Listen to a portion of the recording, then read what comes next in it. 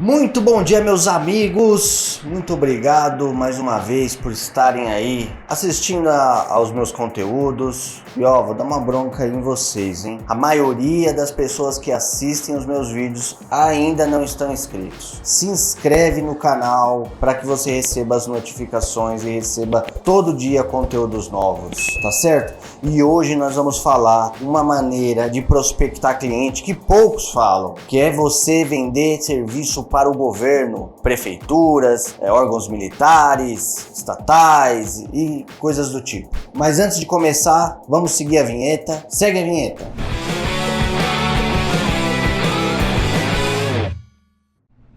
Bem, meus amigos, nós já falamos um pouco sobre prospecção de clientes, ligação, porta a porta, anúncio na internet, todos são formas de conseguir clientes. Mas existe uma outra forma também muito boa de você prospectar um cliente sensacional, fantástico, que consome muito dos nossos serviços, são os poderes públicos. Quando eu falo poder público, eu falo prefeitura, órgãos estaduais, Secretaria de Saúde, órgãos federais, Secretaria de Segurança Pública, faculdades federais, órgãos militares, bases militares, aeronáutica, marinha, exército, polícia militar. Como é que a gente faz para vender serviço para setores públicos? Por exemplo, você vai vender serviço para uma escola. Uma coisa é você vender para uma prefeitura, onde eles têm mais de 100 escolas, por exemplo.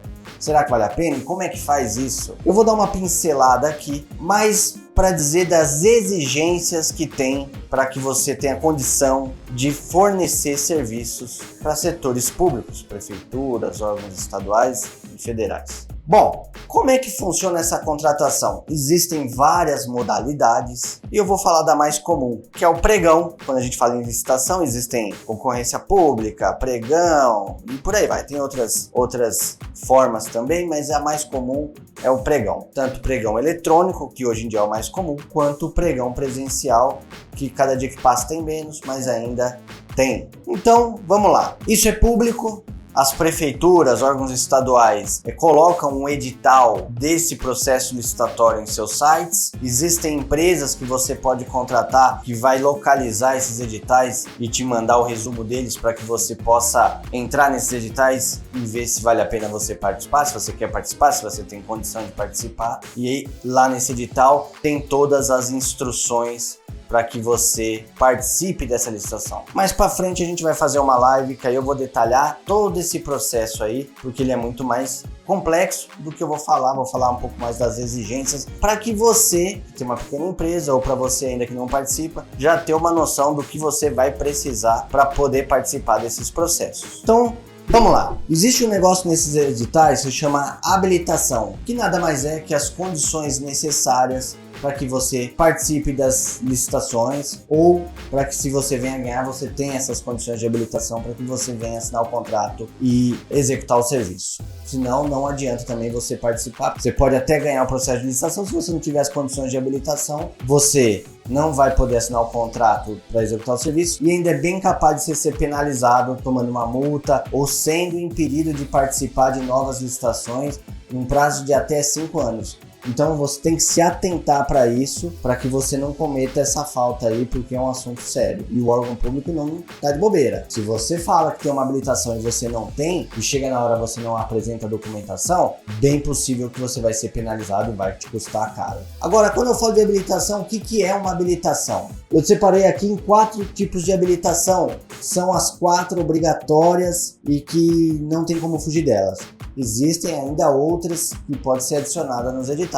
Mas vamos por partes. Primeira coisa, habilitação jurídica. A habilitação jurídica é você comprovar, através do seu contrato social, através da JuSesp, através de cartão CNPJ, que a sua empresa juridicamente é habilitada para exercer essa atividade. Então, por exemplo, nós somos o setor de controle de pragas urbanas. Então, no nosso contrato social tem que estar lá no objeto serviço de controle de pragas urbanas. Não adianta você ter uma empresa de manutenção de celular e aí você entrar na licitação. Você não está habilitado juridicamente para exercer essa atividade. Ou é comum, no meu contrato social está lá desentupimento e você participar de uma licitação de controle de pragas. Precisa estar descrito. No seu cartão CNPJ também precisa estar lá o código, o KNAI, sua empresa exerce essa função. Significa o quê? KNAI de imunização e controle de pragas urbanas. Essa é a habilitação jurídica, bem resumidamente, né? Depois tem a habilitação fiscal e trabalhista. O que significa isso? Para você prestar serviço para um órgão público, você tem que estar com a sua condição fiscal e trabalhista ok, 100%. Você não pode estar devendo imposto, você precisa ter o cadastro na sua prefeitura, estado e órgão federal. Então, por exemplo, você vai tirar a CND, você tem que ter um documento que é o cadastro e certidão negativa de débitos da sua prefeitura. Eu, por exemplo, estou em Santo André, então eu tenho que tirar lá no site da prefeitura, tem prefeitura que é presencial, mas a maioria hoje já está online. Então a prefeitura vai emitir lá um certificado, muitas vezes é válido por 3 meses, às vezes é 1 mês, cada lugar tem uma validade. Tem que estar com a sua validade, não pode estar vencida também. Tirei a certidão faz 1 ano, tem lá a validade dela. Se ela tiver vencida, você tem que renovar. Então lá vai estar, não constam débitos nessa prefeitura. Isso você vai fazer com o órgão estadual, isso você vai fazer com o órgão federal, com a União. Então você vai ter essas certidões negativas de débito, dizendo que você nada deve a esses órgãos.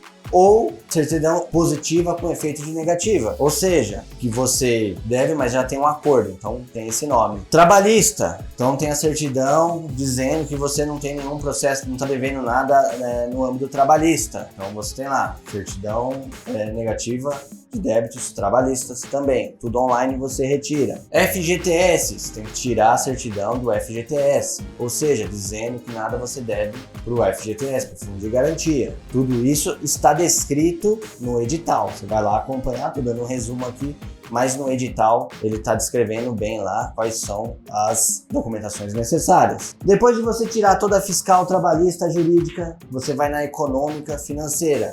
Você precisa ter uma certidão dizendo que a sua empresa não está em processo de falência. Isso também é obrigatório. Tem também uma validade, se eu não me engano, são 6 meses. Cada 6 meses você tem que tirar essa certidão. E também alguns editais exigem o seu balanço. A empresa que quer trabalhar para órgãos públicos tem que ter seu balanço certinho. Você vai apresentar o seu balanço e muitas vezes uma conta, um cálculo que o seu contador faz, que é da liquidez da sua empresa. Ou seja, para saber que você tem saúde financeira para prestar aquele serviço. Se você é uma empresa que deu no seu resultado do ano passado prejuízo, você não vai conseguir participar de um processo de licitação. E por último, habilitação técnica. O que é habilitação técnica? É onde você vai comprovar que a sua empresa tem condições técnicas de executar aquele serviço. Imagina uma empresa que tem um funcionário, vai fechar um serviço com uma Secretaria de Educação da Prefeitura de São Paulo, tem 500 escolas, não sei, estou chutando aqui. Você vai ter condição tecnicamente de executar esse serviço? Não vai ter condição tecnicamente de executar.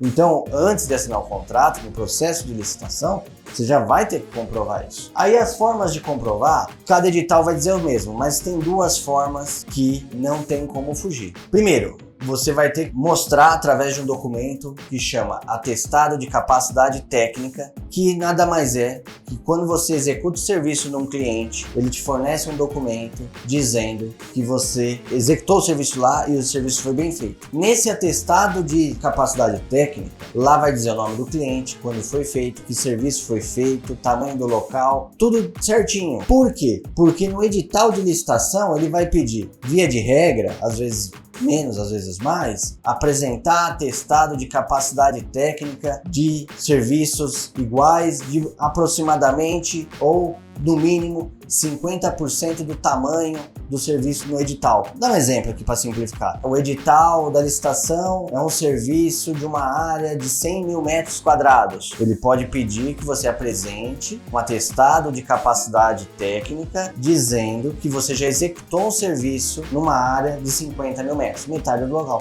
Então aí eles vão ver que você fez um serviço numa área, metade da área que está sendo licitada, quer dizer que você tem condição técnica. Esse atestado de capacidade técnica não é só o documento que você vai apresentar, você tem que pegar aquele documento que o cliente te forneceu, conforme um padrãozinho que você entregou para ele e pediu. Você vai levar no seu conselho de classe, no meu caso aqui é o Conselho Regional de Química, para ele averbar esse documento. Ou seja, você vai pegar esse atestado, você vai pegar o contrato do trabalho, o laudo técnico, vai levar lá no conselho de classe, no meu caso o CRQ, mas pode ser CRBio, pode ser outros, no CREA, e ele vai analisar e vai falar, isso é verdadeiro. Porque o cliente, ele não tem capacidade de atestar sozinho o serviço. Ele precisa do conselho de classe para testar o serviço. Está na lei de licitações, que inclusive a lei vai mudar agora o ano que vem. Depois a gente vai ter que fazer um outro vídeo. Mas é isso que precisa. Outra coisa também, para você comprovar tecnicamente que você tem capacidade, que você está regular no seu conselho de classe, eu falei 2, né? Que você tem responsável técnico, que você tem cadastro no IBAMA, na CETESB, na Vigilância Sanitária.